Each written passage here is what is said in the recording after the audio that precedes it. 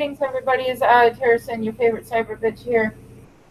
And tonight's title is Migraines Suck and So Do You. Yeah, I Yeah, know those moves. yeah. So, Both me and Tara. I have with me tonight my chunky monkey, American Celt.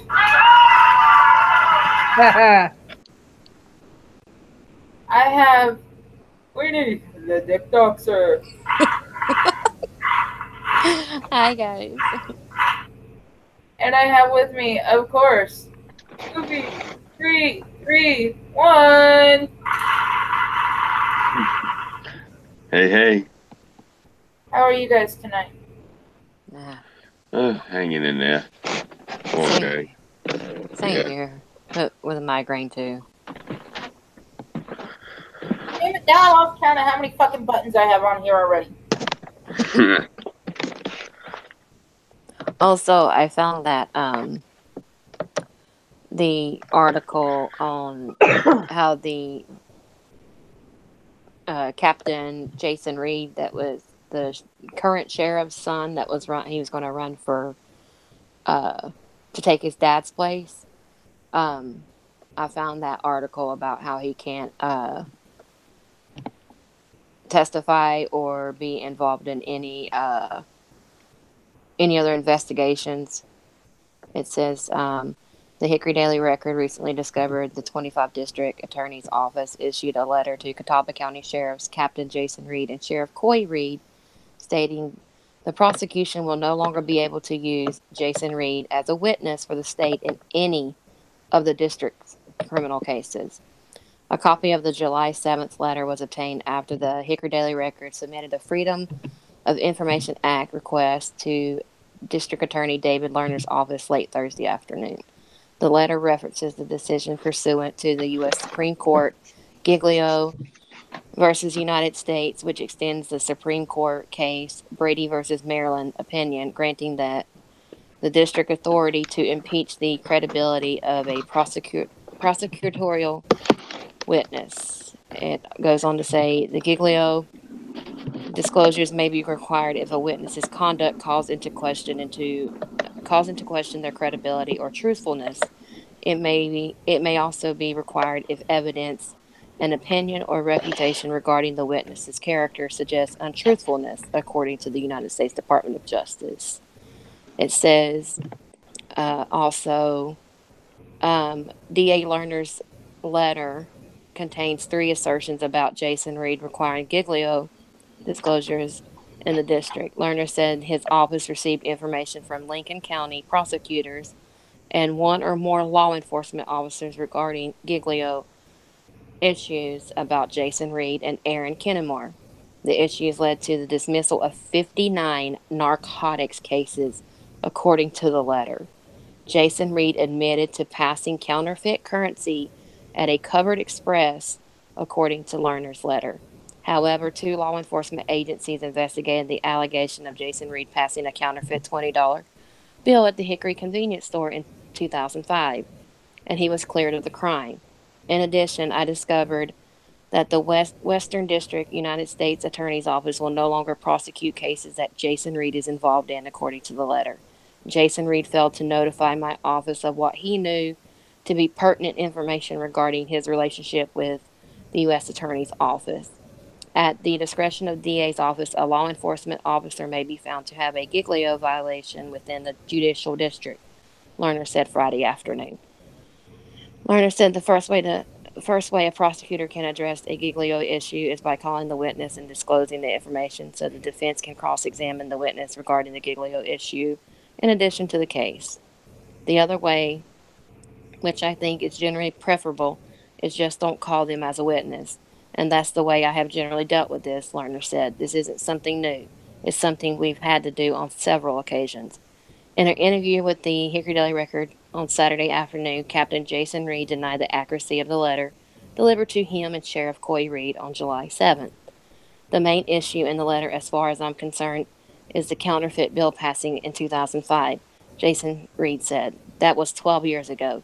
2 separate investigations were conducted about the counterfeit 20 and impersonation of a Hickory Police Department officer, one with the Maiden Police Department, Jason Reed's employer at the time, and the other with HPD. The initial HPD incident report from January 11, 2005 states that an unknown subject attempted to pass a counterfeit 20 and produce a gold police badge. The subject was later identified as Jason Reed using surveillance videos. Then it goes on to say he walked into the convenience store, attempted to buy milk using the counterfeit 20. The supplemental report represents interviews with investigators stating Jason Reed received a counterfeit 20 bill as a part of narcotics special funds money, and Jason Reed confirmed Saturday afternoon the money was from the Catawba County Drug Task Force, which he served on at the time. And the clerk checked the bill for authenticity, discovered it was counterfeit, and then he asked the bill to be returned before retrieving a police badge from his vehicle, and says in multiple interviews, the clerk said an HPD badge was used. The clerk told investigators that Reed told him he was doing stings at other stores and trying to pass counterfeit bills at other places, and the clerk was the only one who did not return the bill to him, according to the report. So basically, he can't testify as a witness on any future cases, anything, and all his shit's going to be looked into because he yeah. And then last night I was talking about he has been indicted on charges of not really like witness tampering. No, it ain't witness tampering. Using Catawba County Sheriff's technology and everything, GPS, to put on his ex-girlfriend's car to track her whereabouts. So basically, it's like a legal wiretap and, trace and like GPS shit. So he's been indicted on that. Plus, he also resigned as captain of the Catawba County Sheriff's Department.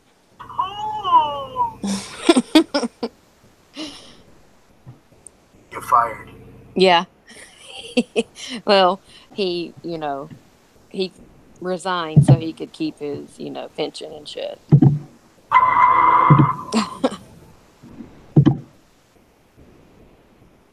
But, impersonating an officer of of two other police departments and shit, like, yeah, that's not. And what was with the passing of the counterfeit money? That's the thing I got confused about. Because he was trying to say he was doing stings, passing off the counterfeit 20 to other stores to bust them, and that was a lie. He was just trying to pass funny money. Yeah, and plus he's also said that he had this money because he got it from the Catawba County Drug Task Force, his funds. That's why he had it, because they had done a bust. What are you people? On dope? Yeah, but between the Hickory PD, which is also Catawba County, and having to deal with the Catawba County Sheriff's deputies, that video of the officer throwing that woman on the ground, like, Hickory PD officers are assholes. Like, I've encountered a few, but I would rather deal with the sheriff's department if I get pulled over or whatever, because they're a lot more cordial. They're a lot more nicer. You showed me that video of that cop throwing that broad and she tumbled. I hate saying it, but I see the stuff like that a lot. I guess it's just because of the type of perps that they deal with, Yeah. I seen it. I was like, oh, all right. I figured, like, the way that I was expecting to, like, see him, like, spike her like a football. Yeah. Like the way you were making it sound. And when I seen her tumble, I'm like, oh, okay, he just put a little bit too much oomph into it. It happens. Well, like, okay, you can see in the video he's telling her to get out, but if anybody that's been in the back of a police car, which I have, because of that, incident happened at the USC campus when I was being followed around, and by a weirdo while I was at the having to use the hospital, and I said what I said, telling the security officers that I had a gun and I'm not afraid to use it, and I brandished it, even though it wasn't pointing at them. And I got jerked out of my car and slapped the handcuffs on me, and they threw me in the back of the cop car while they searched my car. Imagine my shock. Continue. But, it's fucking tight in those especially when you have your fucking hands behind your back and, you're in that cop car. It's like fucking tight in there, and trying to get out of that cop car when they're taking you wherever. Yeah, like it's hard to get out, but you can see in the video that he was telling her, get out, and I guess she wasn't moving fast enough, and he just like jerks her out of the car and throws her across. Like, I mean, that's a little excessive. Like, but we don't know like how the stop, like when he pulled her over, or at Union Station.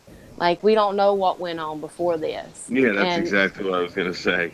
And you don't know what, she was saying in the car, because we have a big meth and opioid epidemic here. So a lot of the people here are fucking meth addicts or their own fucking pills. Like, oh, yeah.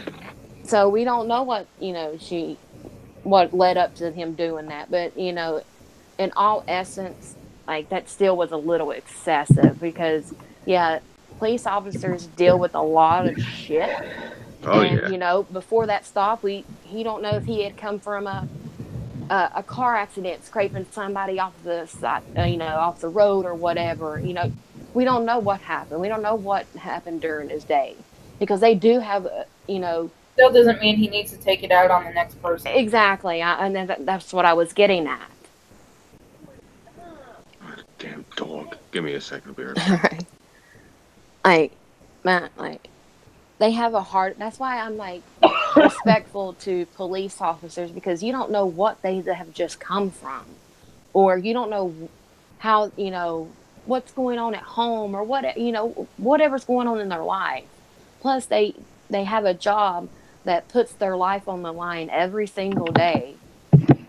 And, plus, you don't know if they had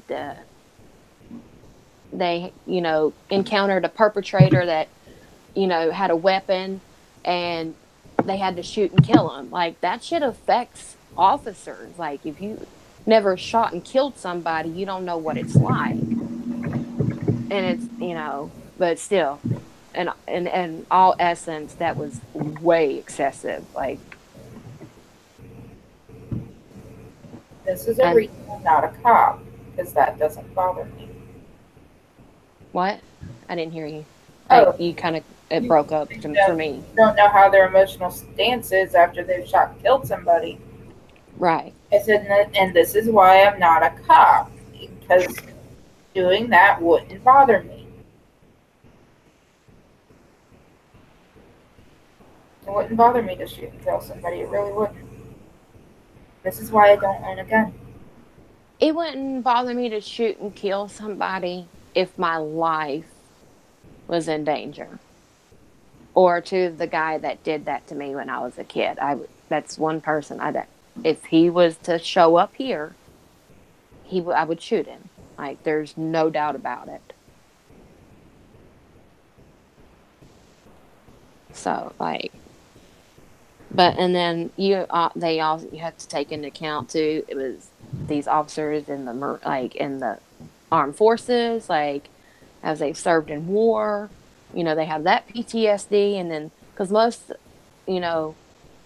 military personnel that get out of the service, they go to being a police officer because, like, it's the same discipline, and it's, most, like, that's just what most of them do. Either that or, private military corporation. They do PMC. So they can stay in that type of job that they have, been in since they enrolled since they were 18 years old. But like anytime I've ever stopped by a police officer, I'm always cordial, respectful. I follow directions, and everything goes smoothly. Like I'm always honest with the cop. Ma'am, why didn't you want to tell me why I pulled you over? Yeah, I was speeding.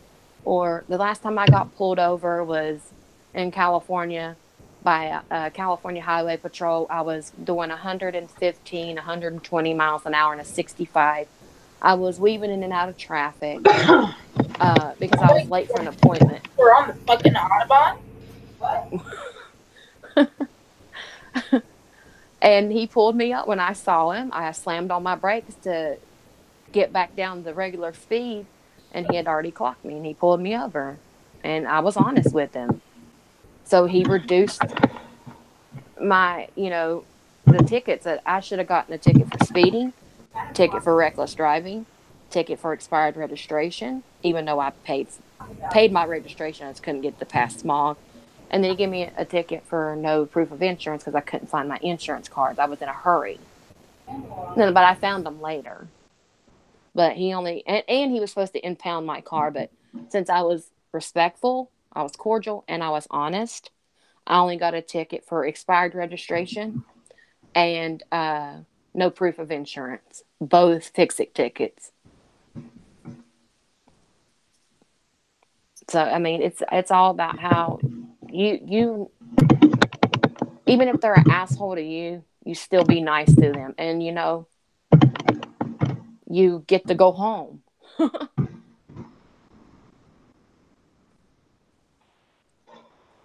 It's like I see these damn people on the videos. They're giving them a hard time and shit. I'm not going to sign that ticket. I was traveling. Yeah, you're traveling in a car. You're driving. Or, they ask them fucking repeatedly 100 times, license and registration. I don't have to give you nothing. Like, dude. And then they end up getting shot or whatever, or they take off and they do a police chase, and it's like, then you have the victim's family or whatever. Oh, it's a police officer. He wanted to shoot a black man or this. No, if your family member would have just followed directions and didn't have a fucking attitude, he would still be alive. Or if he has warrants out for his arrest, okay, go to jail. They give you a bond, bail out, and then it's fucking common sense. But it is what it is. But yeah, there is some cops that, are racist, or they, wake up in the morning, wanting to shoot somebody. Yeah, that does exist. And there are a few bad apples, but not all police officers are like that. They are humans just like we are. But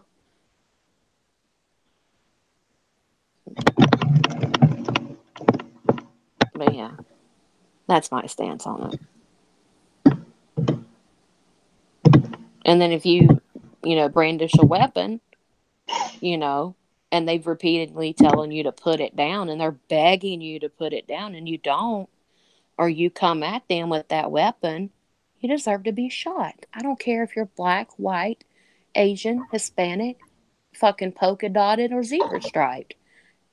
You brandish a weapon, you don't put it down, you come at them, you deserve to be shot. It's pretty cut and dry.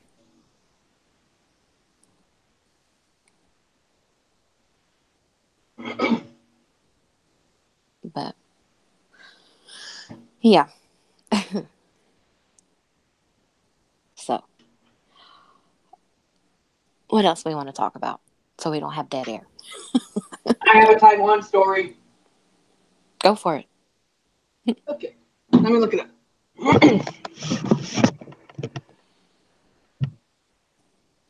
And the title is 200-kilogram man threatens to shit himself if flight attendants do not wipe his ass. What the fuck? Oh, God. And by the way, I looked it up. 200 kilograms is 440 pounds.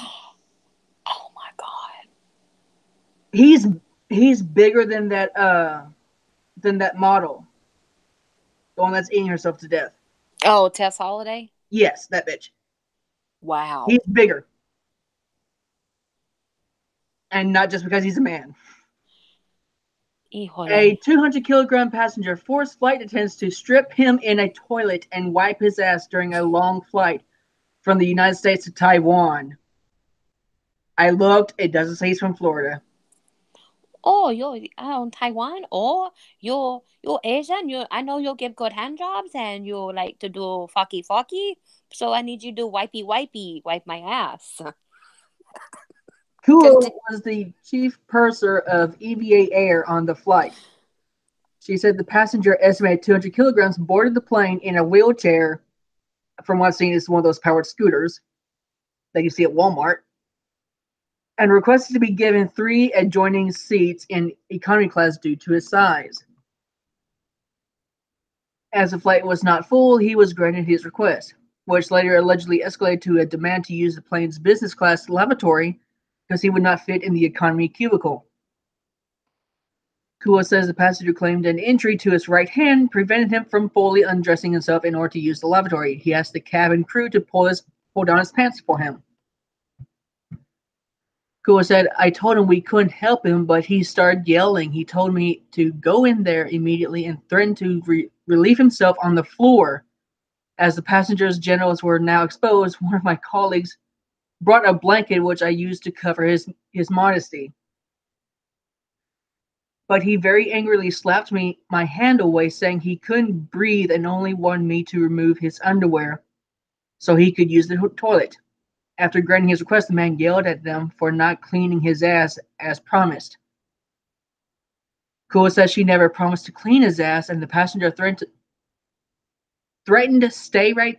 It doesn't even put this in quotation marks, so it's bugging the hell out of me. Stay right there and shit himself. He refused to leave the business restroom unless being served. Flight regulations generally prevent staff from allowing passengers to be in the lavatory during takeoff and landing. The crew reluctantly obliged. However, he began moaning in pleasure as the chief attendant wiped his backside while wearing 3 pairs of latex gloves. Shit. He said, "Oh, moan deeper, and then accused my chief attendants of not properly cleaning his backside, requesting that she do it again. She repeated the action 3 times before leaving, at which point the passenger said, you can pull my pants back up now." After the flight arrived at Taoyuan Airport, a male ground crew took the man off the flight with his wheelchair. He asked him if he needed to use the bathroom. The passenger said yes, but when asked if he needed assistance, like, no, I can do it myself. So basically, he just wanted to. He, of course, had the shit. He lied about his hand injury, preventing him from being able to do it himself. Because the staff were women. Now the crew asking him again are men. So he's like, nah, I'll do it myself. Right, exactly. That's what he wanted. He wanted a happy ending, or whatever. Like, it got him off, and that's yeah. The link is in the chat if you want to see what he looks like. There's more. The crew later found out that this is a recurring issue with this individual, as there have been other similar incidents in the past. He actually shot himself on the previous flight in May 2018 after flight attendants denied his ass wiping request. Complaints are filed, but EVA Air never took action to inform the staff or blacklist this man. The flight attendants who went through the ordeal said it was difficult to stand your ground against crappy customers when EVA has exhibited a pattern of failing to support and put the blame on the staff. Nobody dares to step up for fear of being fired. EVA Air didn't contact the staff to investigate, but blamed the crew for making this incident public. EVA Air said in a statement that flight attendants are allowed to refuse requests they consider inappropriate, and that it is prepared to offer assistance if needed to soothe the offensive passenger. The union urged EVA to establish standard operation procedures, including making sure that the physically challenged passengers are accompanied by a caretaker, and that flight attendants have the final say when asked to do something unreasonable. Press conference has caused social outrage, and EVA Air is now considering banning the man from flying. Department of Labor is investigating the case. Wow. Just wow. Like, yeah, he should be banned. Okay, that guy does not need to be on a standard air flight. He needs to be put in a military cargo plane if he is going to be toted around. Yeah. My side chat's different, so I can't see the link that you posted in the. So you had to put it in our group chat on Discord. Yeah, that was the chat I was talking about. Oh, okay. Yeah, put it on the side chat.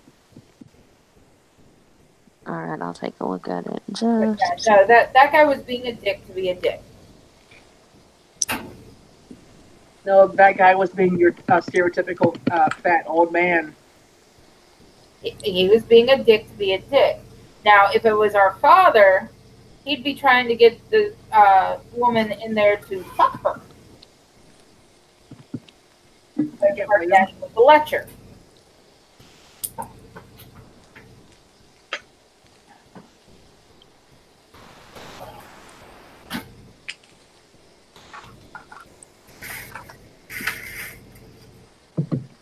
Hold on just 1 second. As I've told people before, my daddy was a pervert, but he was still my daddy. Mom used vibrating sex toy to ease her baby's chest congestion. What? Can you repeat that, please? Mom uses vibrating sex toy to ease her child's chest congestion. What the fuck? What the fuck? That's just disgusting. Didn't even bother to put a towel in between them. God, what It's is... just the baby's clothes that's separating the two. This is why it should be... You should have to have a license to be able to have kids. Yeah, well, first we should find a way to enforce that. I'm with Optimus Christ. Kill everyone that doesn't follow the law. Right. It's like, really? You're going to use your sex toy that's been up in between your fucking legs, up in your pussy, to aid your child? Well, to be fair, both of them have been there. Oh, God.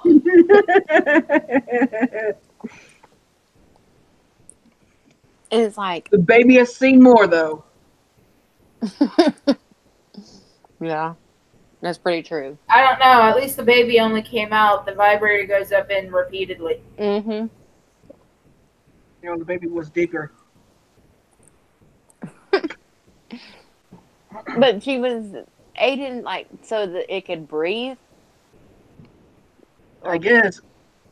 Okay, it's called Go Get Some Vicks Vapor Rub.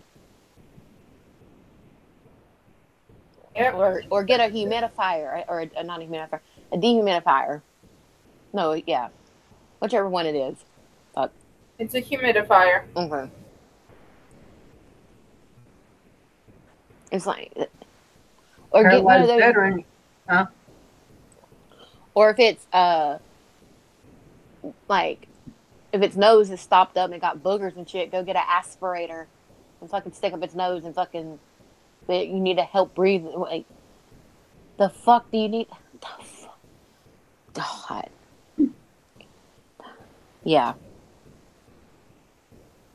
You need a Paralyzed license. veteran caught walking after given free house. What? A paralyzed veteran was caught walking after given a free house. Oh. Damn.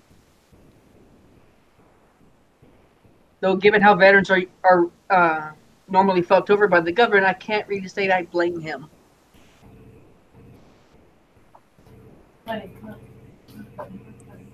Yeah, so he committed fraud. Like, yeah, he's a veteran, but he said he was paralyzed and he couldn't walk. And then all of a sudden, I'm walking. You got caught walking. Oh,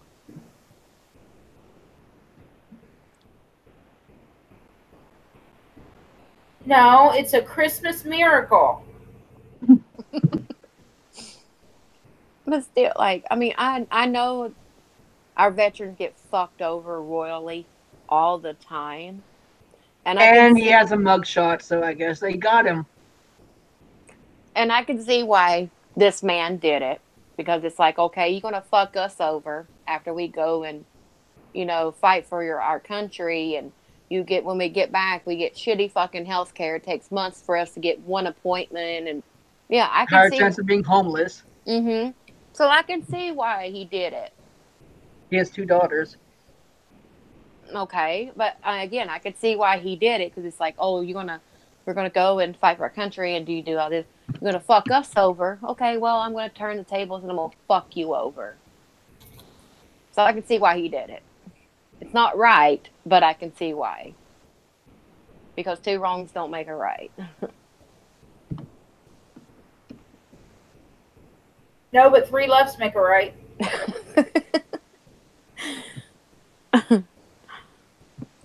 Damn. What? Meet Emma, the gorgeous Japanese fashion model that doesn't exist. Apparently, all of her photos are CGI models, and they look convincing. They look convincing, huh? Yeah. Yeah, she's not wearing anything that would get me there. And boom goes the dynamite. Yeah, she's only passing out duds.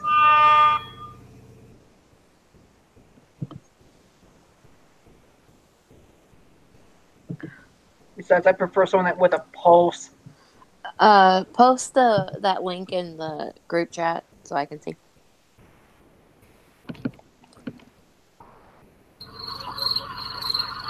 Yeah, I know we're not trying dead air. I'm trying, Tara.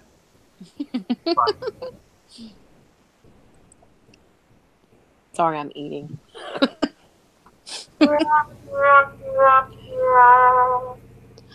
I'm actually having Hawaiian pizza from a place called Village Inn Pizza here. It's really good. Not much going on with me. I'm just sewing on fucking buttons. So, do you want to know what the top 10 most powerful passports are? Go for it. Number 1, Japan. 2, Singapore and South Korea. 3 is France and Germany. 4, Denmark, Finland, Italy, and Sweden. 5, Luxembourg, Spain. 6, Austria, Netherlands, Norway, Portugal, Switzerland, UK, and US. 7 is Belgium, Canada, Greece, and Ireland. 8 is Czech Republic. 9 is Malta. And 10 is Australia, Iceland, and New Zealand. And these are the top 10 what? Passports? Most powerful passports. Damn. Japan has 190 destinations. US has 186. Godfather is in the chat, or was Godfather, but Milkman Dan's not. Y'all need to step it up. Y'all are number 10 of the most powerful passports. Come on, we got to get number 1. Well, we're number 6. Australia, Iceland, and New Zealand are number 10 at 181. Y'all were slacking over there. Come on, you Aussies. You got to get your passport. I know, my fucking Aussie accent sucks. But you know what would be cool? Like, if I moved over there, and like, I'd say give me about 3 months, and I would have an Australian accent. But having an Australian accent with a southern twang, yeah, that'd be sexy. Kick Justin Dennis's ass while you're at it, too. Kick whose ass? Justin Dennis. Who the hell is that? He likes to call himself Riley Dennis. Oh. Yeah, I'll do that.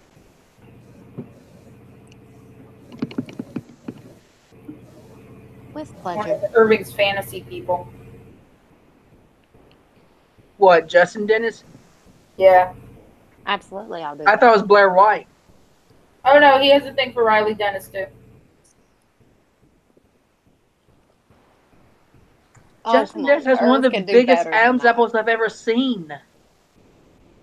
Irv can do so much better. Irv is like really, really sexy and really good looking. He can do like so much better. Like, come on. Blair White, I can see because when I first found out who Blair Justin White Bieber's was. more of a woman than Justin. Justin Dennis. I mean, I can see why he likes Blair White because I didn't know that Blair White was transgender. I thought she was 100% female, like born female, biologically. I didn't know until somebody told me. It's like, no way. So, but I could see Blair White because Blair White is pretty. Like, she's really pretty. Yeah.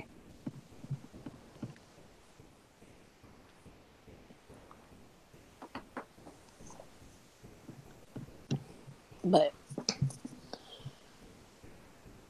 yeah.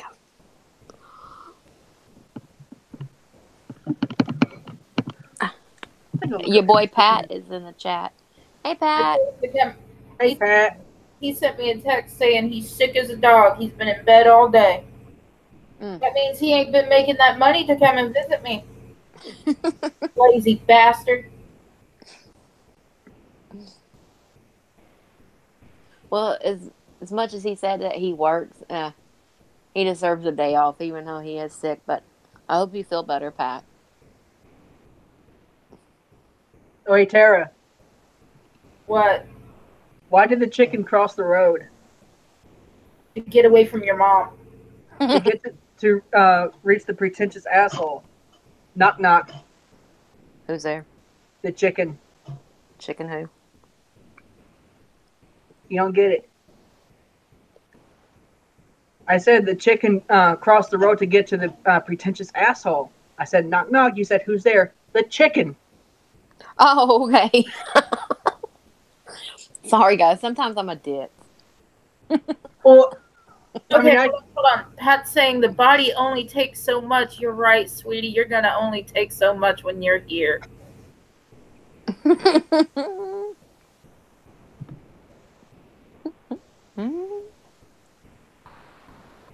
Get it, girl.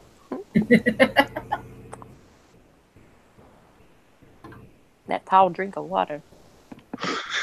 Small glass of chocolate milkshake.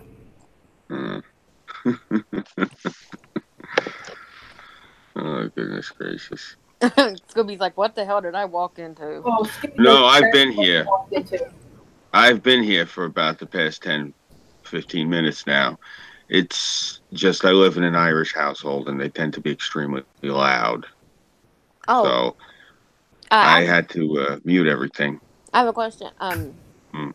Milkman Dan, we were talking yesterday, and he was like, you're half Sicilian and half Irish, correct? Yes, correct. Okay, he was telling me that he's a quarter Sicilian and half Irish. So there's a quarter missing. Man, we were just talking about, Mm-hmm. I said you and Scooby would get along. I said y'all could talk about your, your heritage and where you come from. Yeah, believe it or not, there's a lot less Sicilians in the Northeast than there are regular mainstream Italians.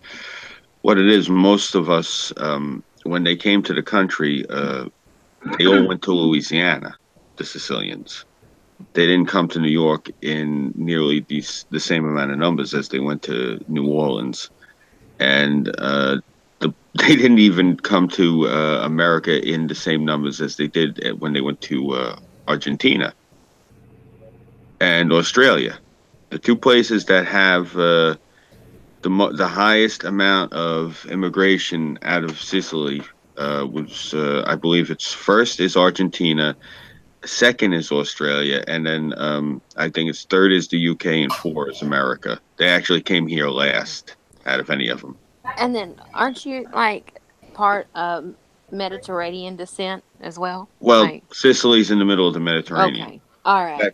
That's where the Mediterranean descent comes. What it is, the family name. It goes as far back as ancient Greece. It's a common name. It's kind of like Smith over there. Hmm. So, like I was explaining, like when people ask me, I try to tell them when I talk of my family history. These people think that it's one of those things like I will defend to the death verbatim. Like no, this is just what I'm guessing. You want to sit here and challenge me on it? Go right the fuck ahead. It's not like it's gonna knock anything. It's not gonna demoralize me if we sit here and like, well, I'm gonna scrutinize what you're saying, because apparently this is something a lot of people have been going after me over. But as far as I know, this is only what I've pieced together.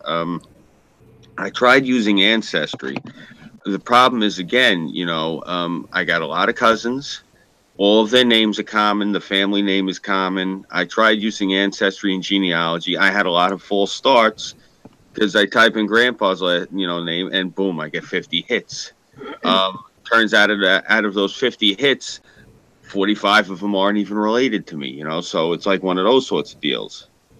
And out of the 5 I got left, it's all my cousins that only put in like the most basic shit that I already know. So like it's no one put in any effort, so I haven't been able to find shit. So it's what I was able to piece together on my own. But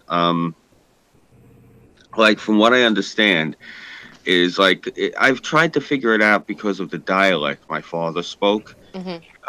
Because I've tried to like stress this like when I talk to that schmuck AP, because he doesn't seem to grasp it, because he and I are actually of the same heritage.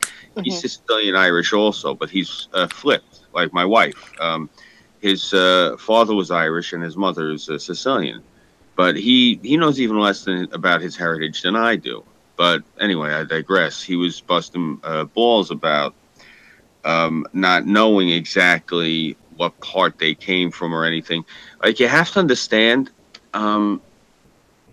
these people, they're not exactly nice. Their culture is very strange. They're like basically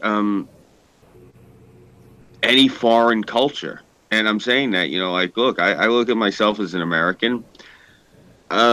Because my relatives, and you gotta remember, I'm gonna be 40, so a lot of my relatives, some of them I haven't seen in going on 20 years or so. So it's like it was a different life at that point. So I really do look at them as a bunch of foreign weirdos. Honestly, the fact that they were all my blood relatives, and some of them were like my father's siblings and their children, that don't mean, a pile of squirrel shit to me, to be honest. I could give a fuck less that I'm related to these people. But their language and their culture was very strange, so I wasn't sure what part they were from. What I know is one of my grandparents was, I believe, the family came by way of Morocco, by way of Portugal. And another one of the family members, I believe it was from Corsica, by way of Malta. So by the time they got to Sicily, because Sicily opened up in the 1860s, I think they had a famine that went from like 1840 to like 1880. They had like a good 40 years of like famine. They had it really bad over there. It wasn't like the Irish potato famine where just everyone died in one shot. It like got dragged out in Sicily. Again, this is I'm not 100% sure. I never really looked into it, but Sicily had a lot of real estate open up. So my grandparents' families on both sides emigrated to Sicily, because it was Sicily's always been called the jewel of the Mediterranean. Location. It's right above North Africa. It's off the coast of what used to be Carthage. I forget what the fuck that is now. I think Libya, and it's right underneath Italy.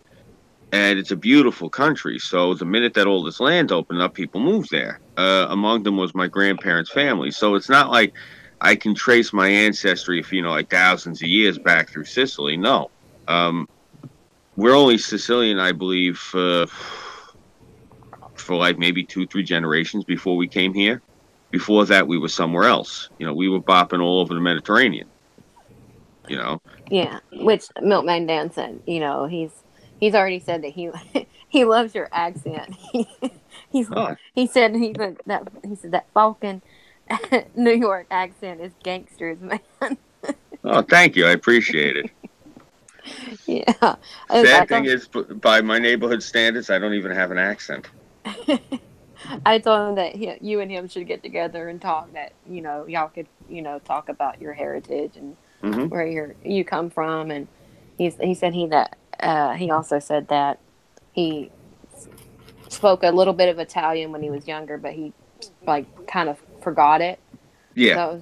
So I'm gonna try to say this that you say all the time, pachota. Did I say that correctly?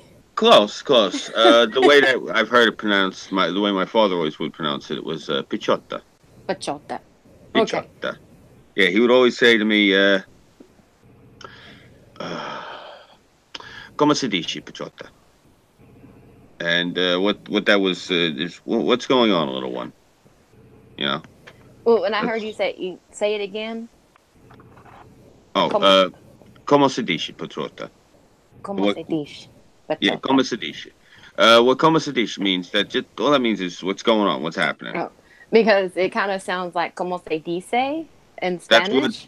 Yes, but como se dice in Spanish means how do you say? Like somebody would say if I was saying como se dice, I don't know, pig in Espanol. It was like that would translate. How do you say pig in Spanish? Let me see. What's the other one then? Am I mixing them up? I probably am mixing them up. It's been years. You gotta realize I got no one to speak it to. Right. Let me see. Yeah, you're right. Como se dice is how you say. What's the other one? What's going on? ¿Qué pasó? No. I'm trying to think. Fuck. He always used to say it to me. I can't remember it off the top of my head. It's been such a long time. He'd speak it to me very sparingly. Like, my brother spoke it better than I did. My brother, what it was, he was my half brother. His mother was Sicilian, so the old man taught him all like those greaseball tricks. Like, I wasn't really allowed to learn the old tongue.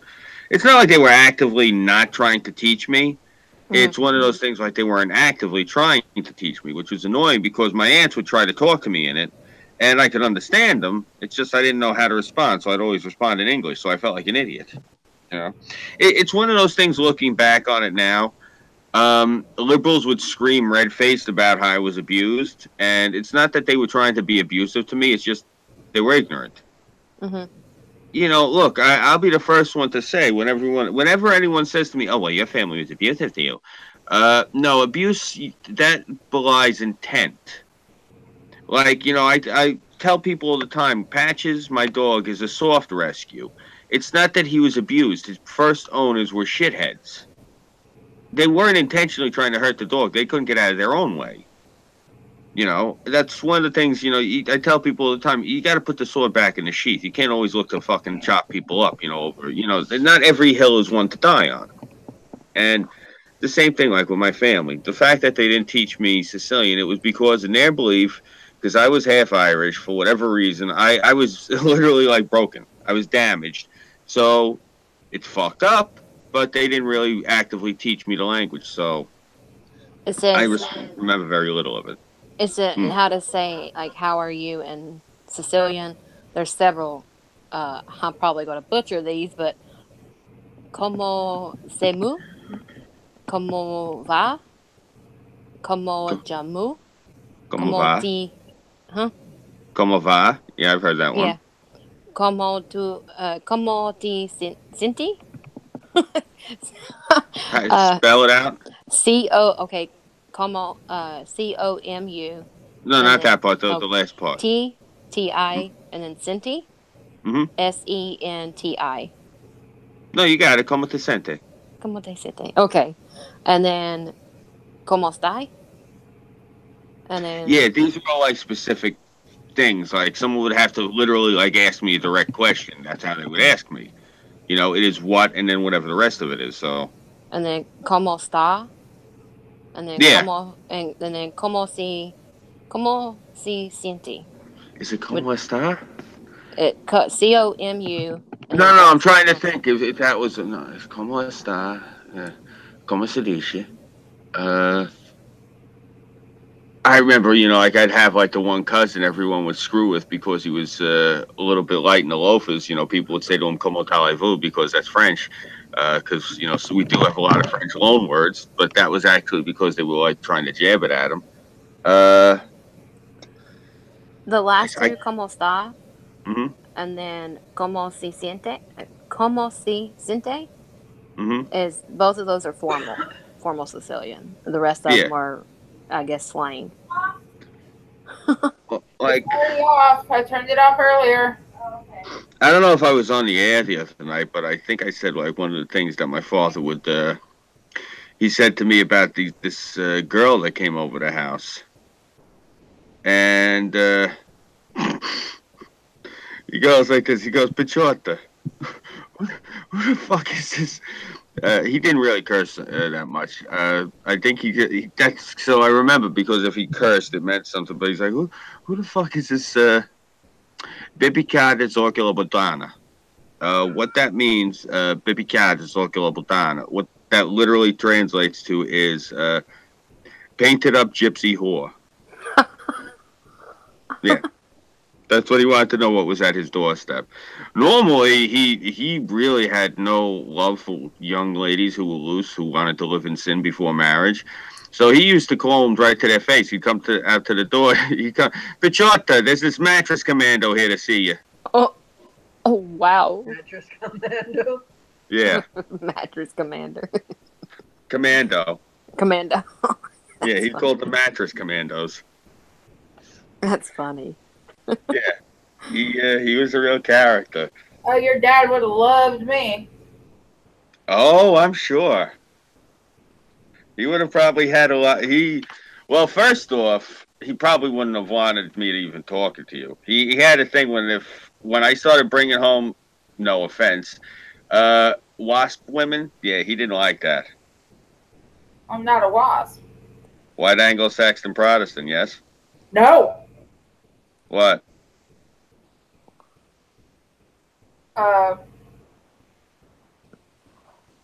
Irish, Scottish, Native American. No fucking Protestant in there. On either side of the fucking... Well, what was they, Catholic? No, yeah. Okay, maybe that would be a saving grace, but the whole Scotch-Irish thing, he'd still think you were probably some, shit-kicking, dirt-worshipping hillbilly. Being honest with you, my father had that sort of an opinion. I told Burnside. He would said, Pachorta, there's a mattress commando here to see you. And I would have been like, oh, look, it's the Big Mouth Wop. It's Pachorta. Perchorto. What you just said, that basically means, if I'm not mistaken, Perchorto means something like little pig jowls or some shit. So... the pronunciation is very, very key.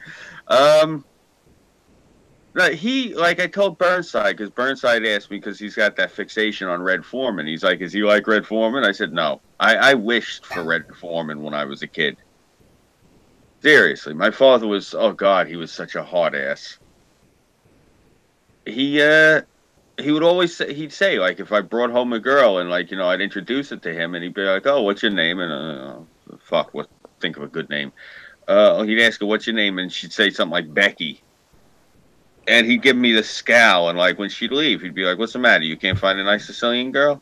You gotta bring home one of them?" He would have looked at me and gone, "What's your name?" I would have been like, "Come on, Eileen." No, if you wanted to date me and you came to my house and my father says, "What's your name?" You just look him right in the eye and lie to him. Be like, looking right in the eye. Gesualdo di Pasquale. That's all. Lie. Oh, well, you seem a little bit fair-skinned there, honey. Oh, my family's from Milan. Oh, okay. I looked at him and got Jezebel, the whore of Babylon. Yeah, that would have went over well. I remember once there was this one girl. She used to come by the house. I was friendly with her, but she was a little bit on the loose side. He said to me, he's like, the town bicycle's here to see you. Yeah. Look, I like this. I like this phrase. One language is never enough. Okay, I'm gonna try to say this in Sicilian. Na lingua sola mai abasta. That's what it says. Oh, I would like to learn Sicilian. Try to say it all in one shot. Oh God. No, seriously, just read it as it says it in front of you. It doesn't matter if you butcher it. The trick is to get the mechanics down. That's part of the reason I'm having trouble with you. Na lingua sola mai basta. Okay. See how much easier it is? Yeah. Sorry, my elementary school skills come in when I'm trying to learn something new or trying to say a word. I like sound it out first and say it several times in my head. Well, lingua and sula, I know language and sucks. Is that what you were saying? That your language skills suck? No, it says the translation is one language is never enough. Because I know sula, I think that's in like North Italian means sucks. I don't know. I'm not too familiar with Italian myself. Like it's one of those things. I actually couldn't learn it too good in school. Like I tried learning Italian and I failed. I did much better in Spanish because Sicilian's closer to Spanish than it is to Italian. I'm gonna try to say this. It means go away. Latini. Yeah. One of the things I always heard a lot when I was a kid, stata zit. Or you'd hear stata zita la boca. Stata zit means shut up. Yes. La boca means shut the fuck up, like shut your mouth. Yes, exactly. La boca. because cállate la boca means shut your mouth in Spanish. Like, yeah. And cállate means shut up. Like, basically, you're telling people shut the fuck up. Like, yeah.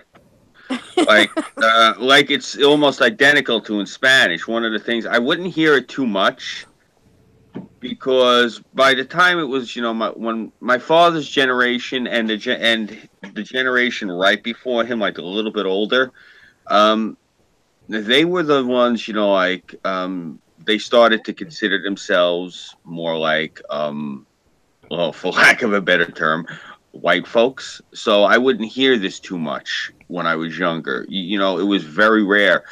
But the term that they would have for people who were, WASPs, which is mainstream white Anglo-Saxon Protestant, was mer de gan, which is almost identical to what you hear in Spanish, which is mar de con. Mer de gan, what that literally means is dog shit. That's basically what they were calling the Peckerwoods, was dog shit. They didn't like them. Yeah, I found it here. How do you say in Sicilian? Como se dice? Yeah, it's because when you said como se dice, like I was like in the bachota, like he was basically saying, how do you say, but your dad was probably meaning it like what's going on. Yeah, like I guess he was saying, like, what's the good word, for lack of a better term. He might have been asking me something else, and I just don't remember. You have to realize, he passed away this July. It's been 10 years. So I have not had a conversation in that language in at least a decade at all, So that's one of the things, like, that's part of the reason why I was first on here and people wanted to talk to me about it. I had no problem talking about it because one of the things, is it helped me to recall it. Like I used to be able to speak it really well when I was a kid. Not too well, but I mean, well enough where if like I was asked a question, like they would say to me, like, Pachota, go into the fridge and grab the milk for me. They wouldn't say it to me in English though. I'd understand it, so I'd say to them like, okay, Uncle Dominic, you got it. but I'd respond in Sicilian because I knew that much how to respond. I can't even say that anymore because I haven't had the opportunity to say it, so I lost it. You know, that's part of the reasons. Like that fucking that tumor Schmeckel, like he couldn't get over the fact that I had a book about beginning Sicilian. And my thing is this: I haven't used the language in years. I can't remember the mechanics of it offhand. I Well, haven't spoken it. well, I can see why you had a book, like, and so forth, but I mean, just looking at some of the, how to say, some of these sayings, I'd like to see Schmeckel try to sit here and pronounce these because, like, I'm really intelligent and so forth, but I've never spoke Sicilian, and I'm just like, I don't even know where to begin how to try to say this. Well, if Like, you look, just to give you an idea of how different the pronunciation is from the spelling, you can go right now into Google Translate because it's pretty much the same in Italian too. And you type in, look for Italian and type in the word eggplant. No, I'm not saying this to be a dick. If you look at the spelling literally says Milanese, but it's pronounced Moulignan, but it's not spelled that way. That's why I was using this as an example. It's literally not spelled at all like it sounds. There's a lot of words in that language that do not spell out in the English language like they translate, but for whatever reason, they're not spelled like the way they sound. That's why I was using that as an example, because I remember looking at it on the menu once in an Italian restaurant, because we never went to these places. We never went to Italian restaurants. What the fuck are we going to go and pay somebody to cook that shit for us for? We can eat it at home, you know? So I never okay. really went to them. But Okay, what type so in Italian, okay, so how do you say, is it Parmigiana or Parmesan? Parmesan. Parmesan, okay. I always pronounce it like way it like it would be pronounced, like so. It depends on what part of the country you're from. Like up north, it's Parmigiane. More towards the middle, it's Parmigiana. But down south, it's Parmesan. They drop the last part of it. It all depends. Like, Christ, I'm trying to think of.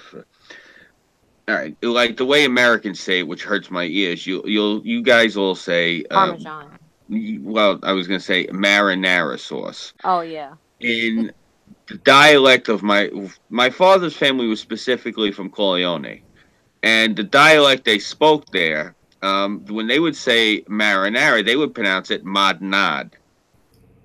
They would literally pronounce it with they change the letters and that they would pronounce. They were actually pronouncing it like there were N's and D's in it. Like in this country, everyone says mozzarella. The way I was raised, it was mozzarella. Like the meat that you guys buy. I was actually talking to Polydub about this. He's like, "Yeah, I've never had gabagool. I've only had capicola." I'm like, "That's gabagool. That's just how it's spelt." Like you guys, I've heard Tara pronounce it. She doesn't pronounce it that bad, but I've heard it pronounced as badly as like ricotta. In my house, we call it rigot. So, it's like little things like that. So it's very hard to read that language because it's not spelled at all like it's pronounced sometimes. Right. Yeah, Gaelic is fucked up like that too. What, Gaelic? Yeah, like their word for Halloween is Samhain, but it's spelled like Samahin. Yeah, I know. I remember, like, because I got my mother a book on Gaelic because her father's first language was Gaelic. He didn't learn how to speak English, I think, till he was 13 years old. So, oh my God, my grandfather's brogue was horrific. But I had gotten her a book on it, and when I was listening to it, Gaelic sounds to me like Yiddish in reverse underwater. Seriously, if you ever listen to it. Your call cannot be completed as dialed. Please check the number and dial again, or call your operator to help you. It reminds me of that movie Navajo Wind Talkers. Yeah. Or the Navajo Code. Yeah, when the Japanese are sitting there freaking out, it sounds like they're underwater. Yeah. Yeah. We're sorry, your call did not go through. Will you please try your call again? What the hell are you trying to call? The soundboard. Oh, The Wind Talker's cute. Richard Art is in the chat. Who's Hey, that Rich. operator? Hey, Rich. Yeah, I said that before. We have 6 watching. We have 4 upvotes and 1 downvote. Cool. Well, haters are gonna hate. That's right. We got to let them do their damn job. Mm-hmm. You know, it's sad. I did actually. I was trying to get my mother about 3 years ago. I wanted to get her back to Ireland. And I told her, I said, look, it's the 100-year anniversary of the Easter Uprising and the foundation of the IRA. I said, you're probably the last living child of any of these people. Why don't you go there and get like an award and a medal and shit? But she didn't want to do it. You know, she's afraid to go over there. She said, you know, this, that, and the third. I said, one, you're the kid of one of these people. You didn't have anything to do with it. That's one. I said, and two, it's history. I said, and three, the Hibernians will lavish all sorts of shit on you, Ma. You should really look into it. But she didn't want to do it. You know? Why would she get a medal?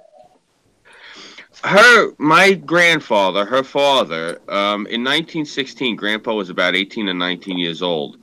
He was one of the runners. Have you ever seen the movie The Wind That Shakes the Barley? No. Okay, you'd The be only movie I've interested. seen with the IRA was Patriot Games, I think. Right, that's much later. Like in Grandpa's time, it was when they first uprose at the library in Dublin. So Grandpa was one of the runners that they had for them. Basically, the guys who would run back and forth, bringing them fresh ammo and bullets, supplies and whatnot. Basically, the runners, like, not too many of them got caught, from what I'm guessing, because Grandpa got away to fight another day. But they caught everyone at the library. That's what the movie Michael Collins was based on. So Grandpa participated as a runner for them for that. And then he was involved. He was an active member. I showed your sister the picture a few times. He was a member of the IRA during the War for Independence in 1921, I believe that was. And Grandpa actually had to flee here with the price on his head because the British were looking to kill him. They killed pretty much his entire family. The Black and Tans, that's the British troops that they used to send in to take care of the Irish. So Grandpa fled here with a price on his head and snuck into the country illegally. That's the reason my mother's an anchor baby. My grandfather was an illegal alien. So basically, like, she knows almost nothing about her Irish heritage other than what Grandpa told her, like little stories here and there and that sort of thing. She doesn't really know any Gaelic. Grandpa refused to speak it to her because he was afraid. You know, the poor guy used to wake up in the middle of the night having nightmares about the fucking Black and Tans coming for him. So, you know, that's horrible. But I did want to try to get her back over there for that, you know, because she could have relayed what it was like for him, you know, when he came to America. You know, I mean, if you ever hear the story, The Wearing of the Green, it's a song. Yeah, we talked about it in one of the streams. Yeah, that's basically about what was going on over there. You weren't allowed to be Catholic. Yeah, that's why I asked if that's why you get pinched if you don't wear green on St. Patrick's Day. It's like an act of defiance. Yeah, I always wear green on St. Patty's Day. Exactly. I identify as a mesotheist. I fucking hate religion, but it's part of the reason I'm not too particularly angry about what's going over right now in London, Stan. Fuck London. Sorry. I feel bad for the British people, but as far as that city and what it represents, I could care less if the Muslims keep using it as toilet paper. Rock on. You know? Seriously, fuck Parliament. Yeah. And let me just say it again, fuck Parliament. So, yeah, I'm good. When I was younger and St. Patty's Day would roll around, I'd usually forget to wear something green. And Yeah, schools were always such a buzzkill when it came to St. Patrick's Day. yeah, kids would come up and start pitching me, and I'd start hitting them. Well, they wouldn't let us pinch anyone. If we did, we And got they're sent to the like, principal. you know, the kids would be like, "But you're not wearing green," and I'm like, "I have green eyes, you dumb fuck. I am Irish. Fuck off." My sister used that same excuse. You know what I loved every year about St. Patty's Day, and especially in junior high? The race beatings. And what I mean by the race beatings was you'd have the kids, you'd have the black kids, and you'd have the Spanish kids, and you'd have like the Italian kids and the Polish kids, and you'd have everyone else decided they were going to fuck with the Irish kids on St. Patty's Day. And so afterwards, you'd have all the Irish kids beating the shit out of the black kids and the Spanish kids and the Italian kids and the Polish kids and the German kids because they all fucked with them. And it was great because you'd see all these, all these little gingers in their fucking green outfits beating the shit out of everybody else. It was really breathtaking to watch. And everyone would turn to me and they're like, "Scooby, help." I'm like, "Yeah, fuck all of you. My mother's Irish. You brought this shit on yourself."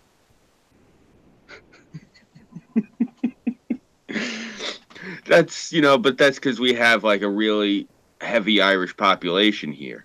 Like I watched that friggin' moron Cat Black, and she's talking about like, oh well, the Irish, they have white privilege because they've been here long enough. And I'm sitting here like, really, honey? We've only been here 2 generations in my family. What the fuck you mean privilege? Like, but that's like you get a lot of that around here. You get a lot of people who their family maybe they'll be 2nd or 3rd generation at the most. You get a lot of immigrant families still that are here, so.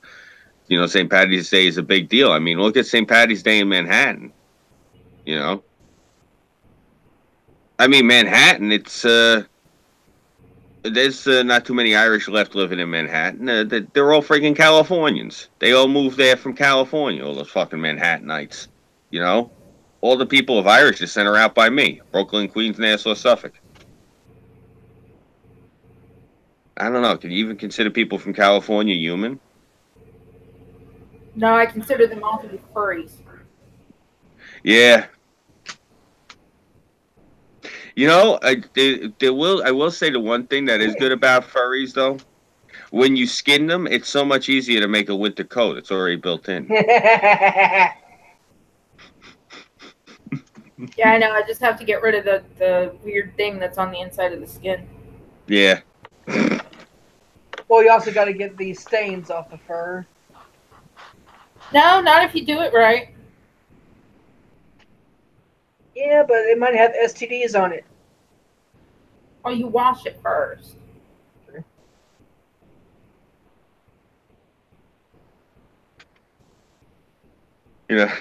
It's funny. I honestly do kind of feel bad. You got to feel bad for them. Some of these furries. I don't have to feel bad for no one. I mean, some of these furries who are like convinced that they actually are an animal. Oh, wait.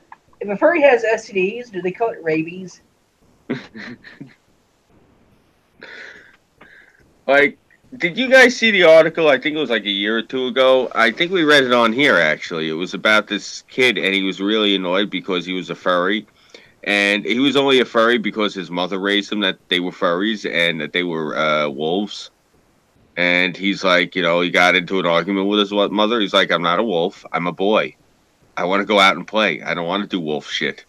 I want to do human things. I'm a human." Did they call him Mowgli?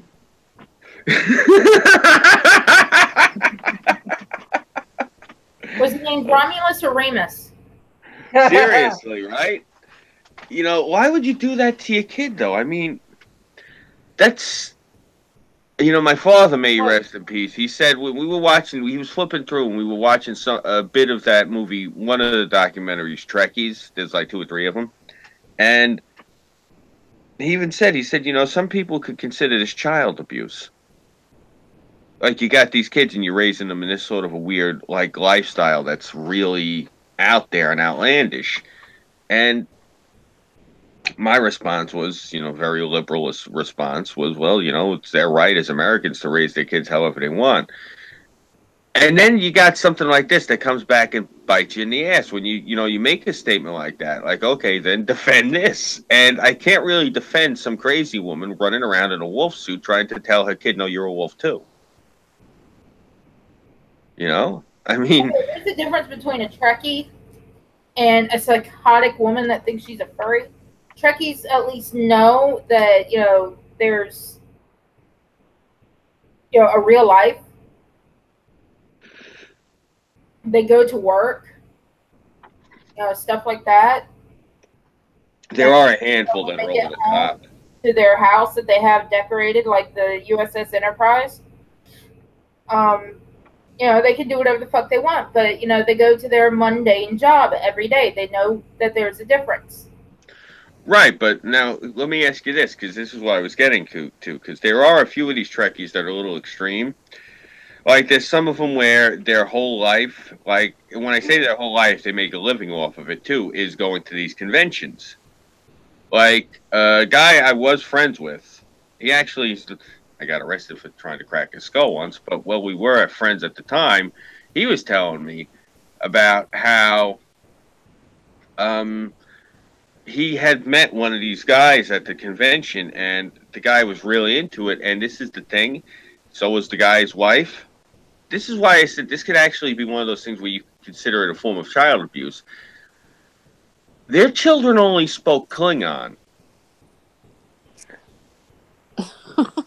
Yeah. Oh, I heard about some psychiatrist that was doing some kind of experiment on his kid by only teaching him Klingon. Wow. Psychologist, whatever.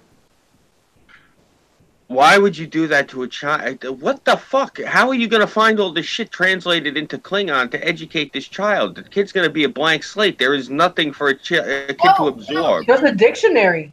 There's an online English to Klingon generator. Well, if this guy really wants to take the extra effort, I mean... There's even one for the Na'vi language from Avatar. Yeah. There's one for Dragon, Elvish. Yeah, Dova from Skyrim. You know how annoyed I was getting with all that Elvish shit a few years ago when the Lord of the Rings was still popular? Yeah, I never got into Lord of the Rings. I mean, I know the characters and shit, but it's not my thing. Oh, it's my thing as a writer. Specifically high fantasy and fiction. That's as far as like prose and structure and everything, that's kind of like the Olympics of writing, doing shit like Tolkien. So yes, I was very, very curious as to see Peter Jackson's take on it. Like, I'm a huge Trekkie. Like, yeah, I've been to the Las Vegas. I'm pretty sure they still have it. Where it was really big in 2004. And when my sister and I were coming back from California across country, we stopped in Vegas, and I went there. Like, they had it was something to do with Star Trek, and I have to look it up. But I've never been to an actual convention where you get to meet the actors that played the characters on Star Trek. But I would love to go. Like, I love Star Trek. The only one that I don't like is Deep Space Nine. Like, I don't. I love Deep Space Nine. That completely figures. Deep Space Nine, the reason I said it figures, the beach I used to work at was actually in the pilot episode of Deep Space Nine. Nice. Yeah. I would actually, seriously, full disclosure here, when I used to go to like Midtown Comics, I would use that as a pickup line. I'd see some like really hot chick sitting there with all these tattoos and dreadlocks, and then all of a sudden I'd see like, either a Star Trek pin or something like that on a bag, and I'd just start rapping with like, oh, you like Star Trek? Oh, I love Star Trek, yeah? Oh, how you doing? My name's Scooby. Oh, I'm Monica. Oh, nice to meet you, Monica. You fan of Deep Space Nine? Yeah. You check this out, and I showed a picture. Yeah, this is me at the beach. This is Gilgo. That's where Benjamin Sisko proposed to his wife. Oh my God! Yeah, you want to go see it? Come on, hop in my car.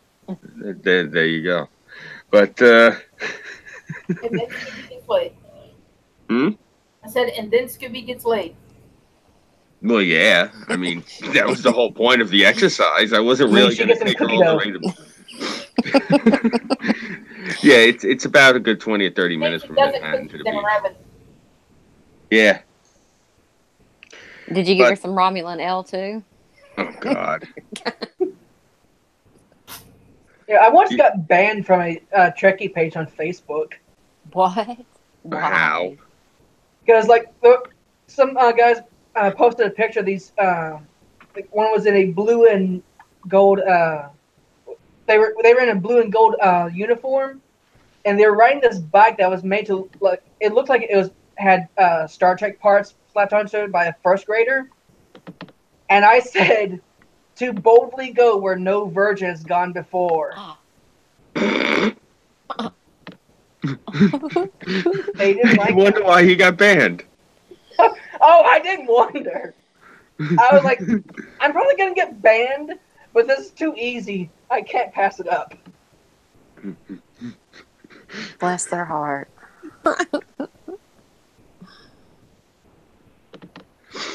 But to hear Fuckwit talk about Star Trek, he says it's nothing but socialism. It's like he's like, I can't stand Star Trek, and I'm like, yeah. When I'm sitting there watching Star Trek, or when the new movies come out, like, yeah, like that's what I'm thinking about. Oh, is this socialism? Is it this? Is it that? Is this Oh, it's not Democrat? socialism. I actually debunked that. I was on a stream with Porpoiseful a while back, and he, for whatever reason, like recruits communists and socialists. I guess everyone needs a punching bag, so he recruits them to debate with, just for, I guess, to have a differing opinion. And none of these guys are exactly too swift. So they were all saying about the future and how Star Trek proves that capitalism is not going to exist and this, that, and the third. I said, bullshit. And I'll tell you right now, I said, you're all just sitting here being lazy communists and assuming that because you don't see any transaction, it has to be communism. I said, no, we already proved in Minority Report, you don't need to use an actual physical currency. They can just keep everything scanned off your eyes. I'm sure by the time you get to Star Trek, where it's a couple of centuries even further, you're not even going to have to acknowledge anything. I said, more likely than not, the economy is completely capitalistic. Everything works properly. Everything is done with a transaction is already done. That's why you never see any money change hand, because it's already been done. Well, on Earth, there's no longer any currency. Right. Right, because I'm saying if the physical currency is gone, think of it like they're going to be linking Bitcoin up to your eyes. That's what you're seeing in Star Trek. It's not communism. No. They literally said everything was free. Jean-Luc Picard explains it in an episode of Next Generation. Well, good for them. And then, but you still have a type of currency that you have to get because there's still other alien races that still use currency. You know, like fucking the big-eared fuckers that are annoying. Ferengi? Yes. Yeah, they do. Oh, I have a question. Okay, you know how drinking and driving is illegal on Earth? Does that apply up in space too? Yes. Oh yeah. Yes. Same as on a boat too. I don't see how on Star Trek on any of them, like they're, especially on the original series, how they did not wreck into anything or whatever, because like they were always drunk or like they're always drinking. It's like I was just curious. On Next Generation, I think it was either Jonathan Frakes or Wesley that got chewed out and then put on like suspension by Captain Picard and Dr. Crusher for drinking and piloting a shuttle. That's funny. You know what bothers me about sci-fi? Mm. In almost every single first like when two ships encounter each other, even in first encounter scenarios, everyone has the same idea of up and down in space. I gotcha. Yeah. The only time a ship is at an odd angle is if it's a derelict. Well, that's why you have vertical thrusters. They keep it in a particular direction. Well, no, like even when these ships are meeting each other for the first time, they still have the same idea of which way is up and down. The orientation's always the same, in other words. Yeah. Everyone's ship basically follows the same plan. They just look slightly different depending on which race. And the only time I've ever seen this, like that idea challenged, was in Attack of the Clones. When the Naboo ships arrive at Coruscant, they rotate because they were about to land on the bottom of the planet, so they had to rotate so they don't try to land upside down. Yeah. We have Optimus Christ in the chat. Praise Doug. Praise Doug. He says, I was summoned. I'll probably forget. Oh, very cool. Like, I'm trying to think, is there any ships I can think of offhand that are a different orientation? Starfighters, but that's typical. I'm trying to think of like along racial terms, like any of the races, like in Star Trek or Star Wars, if any of them built their ships, other than those guys, like you were just saying. What about the Borg? No, I'm not talking about like how they were built. I'm talking about like how they travel. They have the same idea of which way is up and down. Right. Like, you never see a ship approach an enemy ship from below, like a whale breaching the surface. Babylon 5, they have several different types of ships. What? Babylon 5. Yeah, most sci-fi has several different ships. Yeah, they have ships that come in to the space station where people come out of them upside down. You know, that could also be the fault of the directors, too, because they're showing the ships traveling, like, on a vertical plane. They don't ever show them traveling horizontally. Yeah, but like you never see a capital ship try to dive onto any ship. Well, no, yeah, vertical. Then it would be like the Borg cube, like they. Well, yeah, it could be said that they do it, but then they don't have any idea which of any direction. Well, yeah, they don't even have an idea where the engine is or where the weapons are. Right. They also have the Borg sphere. I mean, they're pretty much Schrodinger's orientation. Never really thought about it. It's interesting. I'm glad you actually mentioned it. And Borg cube can be said to be both up and down at the same time.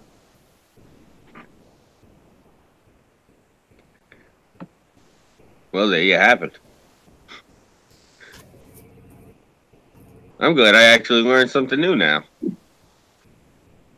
Yay! Cool. Thank you. It's educated. Yeah. No, it's today I have accomplished something. Very cool. Oh, another thing that pisses me off, especially in Star Trek, their rifles or any gun, no iron sights. Oh no! Yeah, how they line things up. I've seen instances in Star Trek where they have Stormtrooper aim too. Oh yeah. Which is the damn near every shootout. You know, there's actually a joke that's based on that, right? What? The joke goes like this: a stormtrooper and a stormtrooper in a red shirt get into a fight in a bar. The stormtrooper fires every single shot at the red shirt, and the red shirt dies anyway. Yeah, this is every single shot, but the red shirt still dies the only anyway. Red shirt that didn't die is Scotty.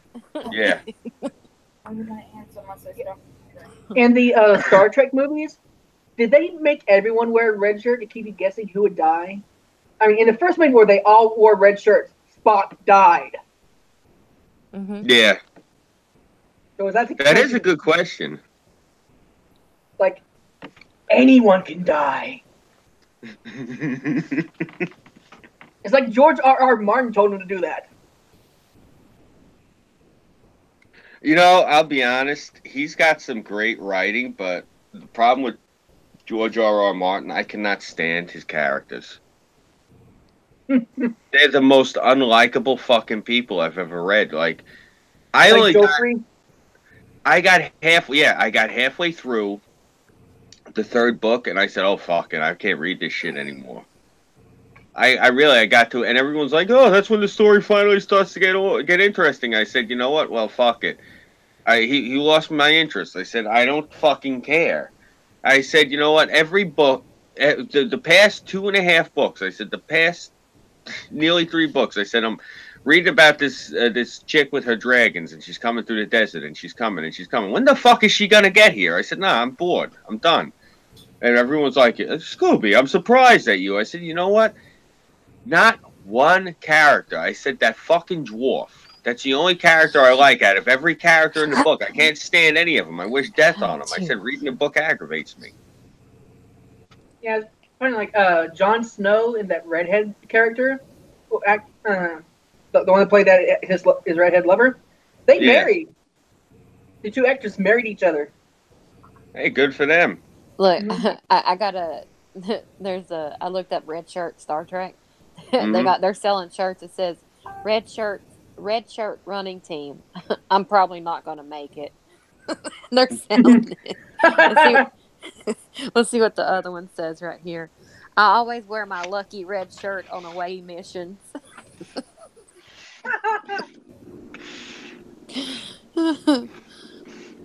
Oh, this is funny. You know, it's things like this, like the Trekkie thing, and the things like, you know, how it used to be with Star Wars. That's the reason I use this avatar. I hate Disney for taking Star Wars. I hate them for taking Marvel and turning it into the mess that it is now. Like, honestly, I won't watch The Last Jedi just because I'm afraid I might, if I ever see one of the filmmakers, I might, like, reach over and tear off his ear. You know? Like, I don't want to put myself in that sort of a position. It's kind of like, you know, certain things when they were changing it with the church, and my mother wanted to, you know, like, if I ever see the new pope, I'm going to kick him in the ass, you know? I can understand where my mother's coming from. You know, they're fucking with Star Trek and Star Wars. Star Wars specifically.